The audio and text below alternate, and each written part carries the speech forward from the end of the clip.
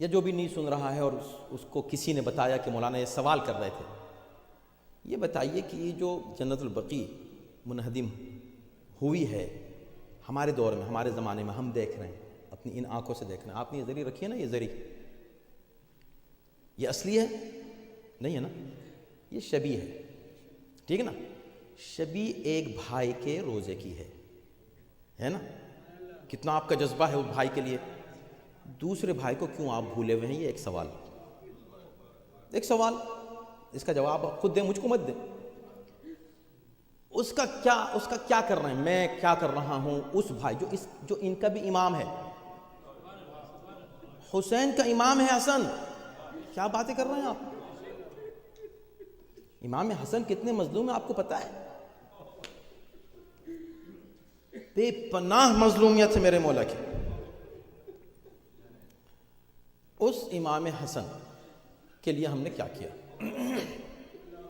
ایک سوال ہو گیا، ایک اور سوال، اس میں سوال رکھ رہا ہوں، جواب آپ لوگ خود دیجئے، جب کبھی بیٹھیں پلیز بجائے ادھر ادھر کی باتیں کرنے کے یہ کیجئے۔ میں مولانا نے اس دن بیٹھ کر یہ مجلس میں چند سوالات رکھے تھے، لیٹس ڈسکس دوز کوسچنز۔ ایک سوال ہو گیا، ایک سوال یہ ہے کہ یہ بتائیے کہ یہ جو ہوا، یہ اس کو آپ ظلم میں مانیں گے کہ نہیں مانیں گے؟ یہ ظلم ہے یا نہیں ہے؟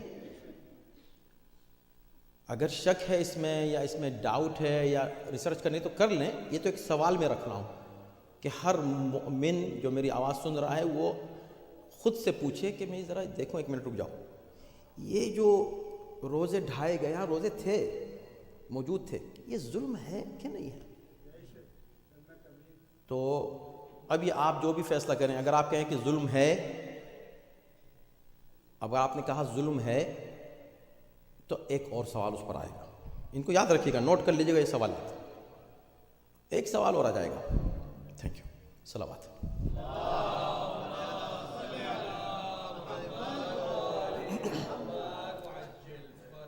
کہ ظلم کا ساتھ دینا کیسا ہے، اچھا یا برا ہے؟ اب آپ انسان ہو کر جواب دیں گے تو بھی ایک جواب آئے گا، آپ مسلمان ہو کر جواب دیں گے تو بھی ایک جواب آئے گا، بحیثیت شیعہ جواب دیں گے تو بڑا اسٹرانگ جواب آئے گا، بہت اسٹرانگسٹ جواب کہاں سے آئے گا؟ ایک اہل بیت کے چاہنے والے کی طرف سے۔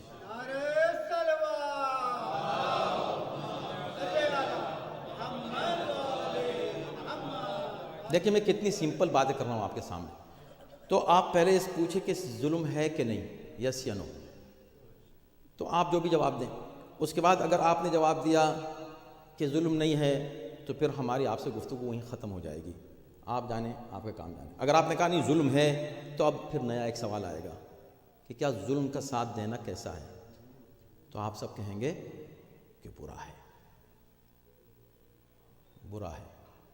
وَلَا تَعَاوَنُوا عَلَى الْإِثْمِ وَالْعُدْوَانِ، اثم یعنی گناہ، کوئی آپ کا دوست آپ کو کسی گناہ کی طرف لے گیا، چلو وہاں چلتے ہیں گناہ کرنے، بالکل نہیں، اس کا کوئی ساتھ نہیں دیں، اس میں ہماری اس میں کوئی تم سے کوئی دوستی نہیں ہے، ہم دوست ہیں تمہارے، جہاں تم نے خدا کی مخالفت شروع کی، نو فرینڈشپ، اوور، ختم۔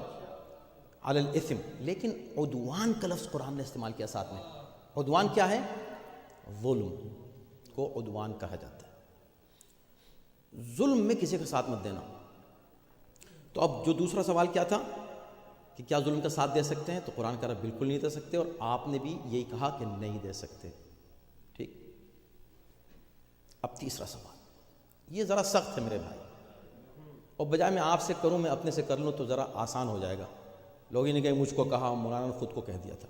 میں خود سے یہ پوچھوں کہ میں اس ظلم میں جو ہوا میرے دور میں، جس کے بارے میں مجھ سے ضرور پوچھا جائے گا، اس میں میں سعودی حکومت کا ساتھ تو نہیں دے رہا ہوں۔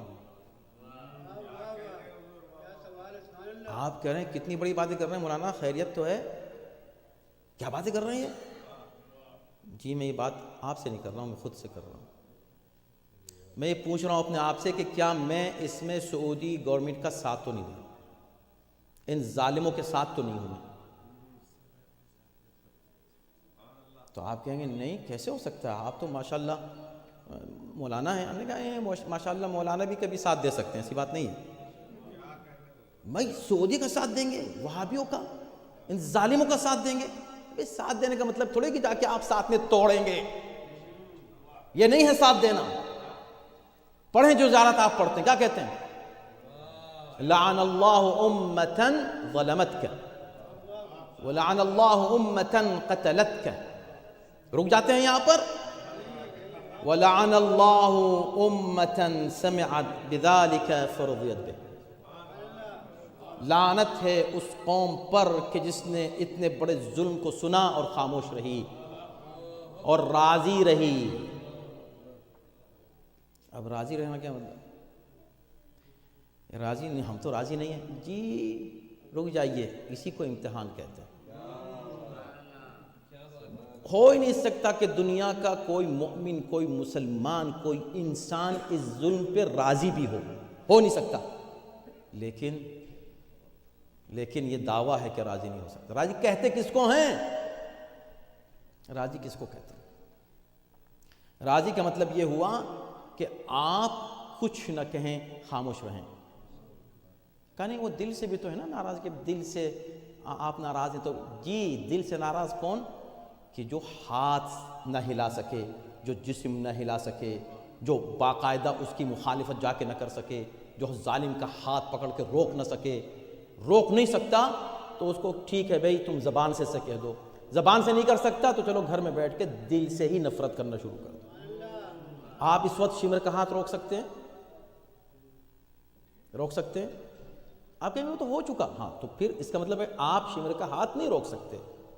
نہیں روک سکتے تو اب نیکسٹ اسٹیپ کیا آئے گا کہ اب آپ اس کی مذمت کریں. مذمت گھر بیٹھ کے نہیں کریں، میدان میں آ کے کریں، مجلس سے کر کے کریں، سامنے آ کر کریں، ماتم کر کے کریں، گریہ کر کے کریں. یہ سب کیا ہے؟ یہ مذمت ہے اس ظلم کی جو ہوا تھا اس دور میں. اب اگر کوئی یہ کہے کہ نہیں یہ لعن اللہ امتن قتلت کے بعد رضیت بہ، ہم یہ جو کر رہے ہیں نا، ہم گھر پہ بیٹھ جاتے ہیں اور دل سے کہتے ہیں وہ برا تھا، یزید برا تھا، بس نہ مجلس میں جائیں گے، نہ ماتم کریں گے، نہ آنسو بہائیں گے، نہ حسین کا نام لیں گے، لیکن ہاں دل سے کہہ رہے ہیں برا تھا. کون سا انسان کہہ رہا ہے کہ اچھا کیا؟ بتائیے مجھ کو. یہ جو عزاداری پر کفر کے فتوے لگاتے ہیں یہ کہتے ہیں کہ اچھا کیا تھا. یہ کہتے ہیں برا تو کیا تھا لیکن ہم میدان میں نہیں آئیں گے برا کہنے کے لیے. تو وہ اسٹیج آپ کے پاس نہیں آ رہی. ہاں خود سعودی عرب میں جو مومن باہر نکل کے ماتم نہیں کر سکتا، مجلس نہیں کر سکتا، وہ گھر میں بیٹھ کر مجلس کر کر کہہ سکتا ہے کہ بھئی میں یہاں کر سکتا ہوں تو بس اتنا ہی کر سکتا ہوں.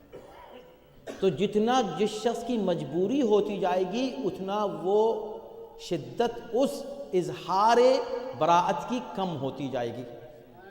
It make sense. آپ بتائیے کہ میرے ساتھ کیا مجبوری ہے کہ میں جنت البقیع کے ظالموں کے خلاف آواز بلند کرنے باہر نہ نکلوں؟ بتا دیجئے مولانا صاحب آپ کو کیا پریشانی ہے؟ ارے بھئی وہ پریشانی ہے، فلاں پریشانی ہے. آپ کے ساتھ کچھ ہو جائے تو وہ پریشانی رہے گی؟ خدا نہ خواستہ آپ کی فیملی میں کوئی غم ہو جائے تو آپ اس کے بعد کہیں گے ارے وہ اصل میں جاب سے چھٹی نہیں مل رہی تھی، اصل میں میری بزنس کی ڈیل ہی اسی دن کی اتفاقاً ہو گئی تھی.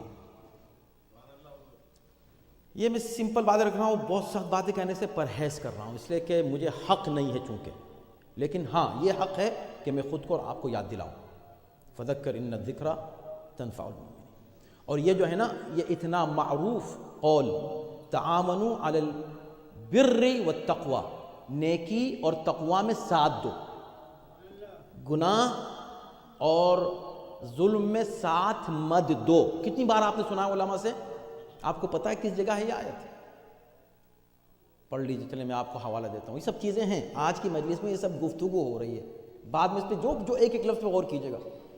یہ آیت شروع ہوتی ہے سورہ مائدہ کے آیت نمبر 2. یا ایھا الذین آمنوا لا تحلوا شعائر اللہ. اے صاحبان ایمان شعائر اللہ کی بے حرمتی مت کرنا.